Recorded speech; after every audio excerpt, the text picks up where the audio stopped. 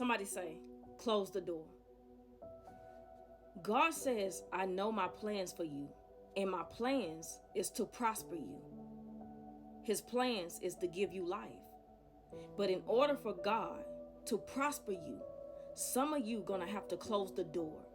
Close the door on fear, closing the door on doubt, closing the door on your insecurities, and closing the door on being a people pleaser. Come on now. You're gonna have to close the door to these things in your life so that God can prosper you and give you new life. Somebody say, close the door. As you are praying for new life, be sure that your hands are open to receive it. Because a lot of times we will pray and ask God to move in our life, to do something bigger in our life, but not realizing that your fear will keep you paralyzed. If God did give you new life, would you be able to receive it and walk in it? Come on now. Would your fear be in the way? Would your doubts be in the way? Would the people around you be in the way? Because they may become a distraction. Be sure that what you're praying for, that you're ready to receive. Because when God pour out a blessing in your life, you're going to want to be ready to receive it. If you continue to keep your hands closed and your heart closed, your spirit closed, you're going to always be where you are now. Catch them diamonds. Somebody say, close the door.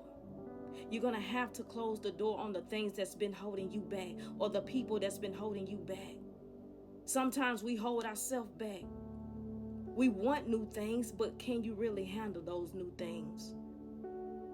Are you really ready to receive? Close the door on anything that's keeping you from receiving the new life that you're praying about. Come on now. The word of God says, I knew you before I placed you in your mother's womb.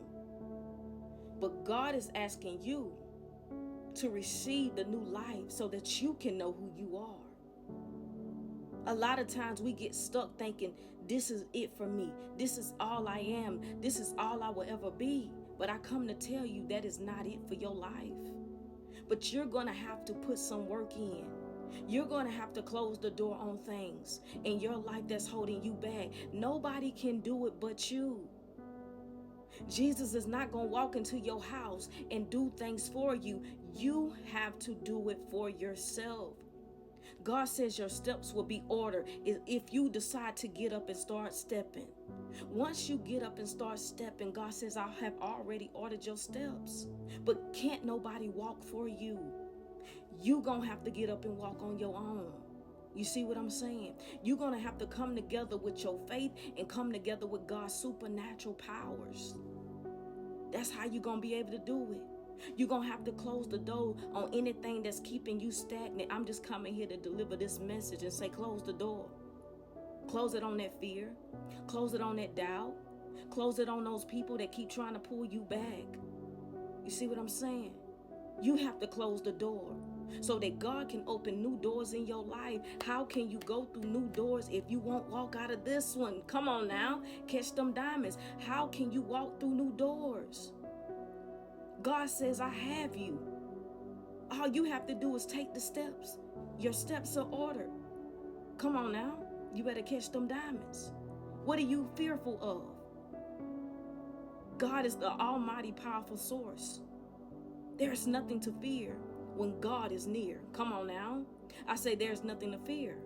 Before I end my message, I don't know who this is for, but whatever you are feeling guilty about, whatever it is that you are feeling guilty about, something that you did or something that you did not do, you need to let it go.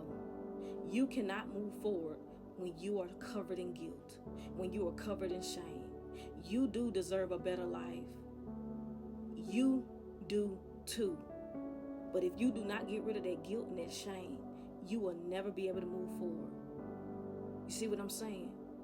God will clean up the mess that we have made in our life and turn that mess into a message. You already know that. Do not let the enemy keep you in a guilty state of mind. It happened, it's over with. You have to release yourself of that guilt and that shame or that doubt. I don't know who this for, but you're going to have to release yourself from it. Because long as the enemy will keep you in that doubt, to keep you in that shame or that fear, he knows that it will paralyze you from walking in God's goodness. You may not feel like you deserve it, but you do too.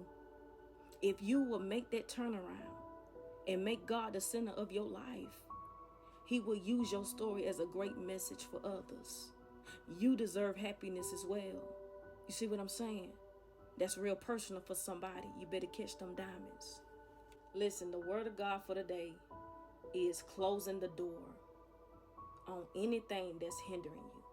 That's what God put on my spirit for today. Close the door. God knows the plans for your life, and he's trying to introduce you to the plans for your life. Listen, close that door. You know who you are. You know what you've been praying about. You know what you want to do in life. You're going to have to close the door. I don't care how familiar it is or how familiar they are. Close the door. Nothing from your past God will need. Close the door. It is only going to hinder you. You've been stuck in between for too long. Close the door. The worst place to be is a place called stuck in between. At some point, you're going to want to advance. But not closing that door on those things that's hindering you is going to keep you in frustration. God says, close the door. Catch them diamonds.